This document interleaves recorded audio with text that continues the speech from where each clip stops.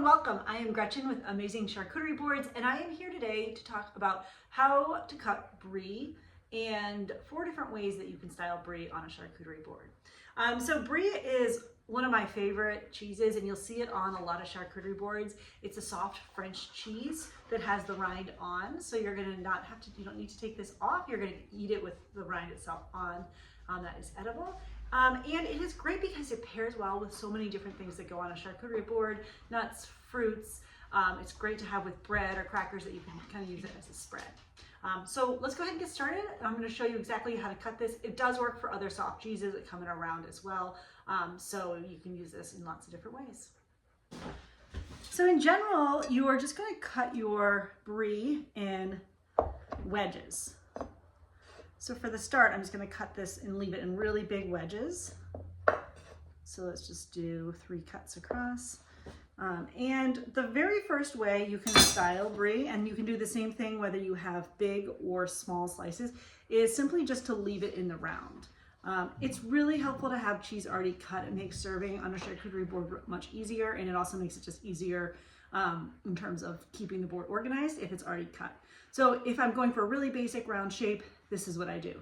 Now, I would cut these a little bit smaller, but I want to show you the next style using these bigger slices. So normally I would cut one more time across each of them. All right, so that gets me to the second way that you can style, and that is to just take your wedges and alternate back and forth on your board like this. And it just creates a really nice row. Again, it's easy to grab. It's clear to people that the cheese is not connected, and it's just a fun way. If you're looking for something in a row, you can kind of make it in a wave or in a straight line. All right, so let me go ahead and put those roughly back together, and I'm gonna cut these into slightly smaller pieces. I'm gonna do that. Okay, so let's go ahead and cut them in half again. This isn't exactly the way it was, but that's all right. Right there. There. If you're doing this for a big group, you can wear gloves. I'm just doing this for my family, so I'm just going to keep it like this. I've washed my hands. All right. All right, so I now have even smaller wedges, and the next way I'm going to do it is to actually just do a line, or some people call it a river, and that is when you just lay your slices out. And I'm looking at this right now. I actually think I'm going to cut some of these in half again. They do well when they're really small. So you can just create a river like this. That one's pretty good. And you can do it straight line again, or you can do in a kind of a curve like that.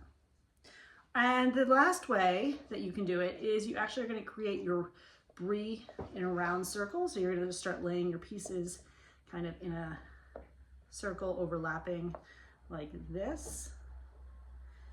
And it won't take all of the pieces from your entire wheel. So you actually can make 2 of these probably with 1 brie round. And then you just tuck the last one underneath. And you have this kind of very pretty, you can even do it a little tighter, so I might add 1 more in there. There we go. And that's just a really easy and pretty way to serve up your brie on a charcuterie board. All right, and those were the 5 ways. If you like this, please subscribe. I'm gonna be sharing more tutorials like this. You can also find full boards that I've created, or you can check me out over at AmazingCharcuterieBoards.com.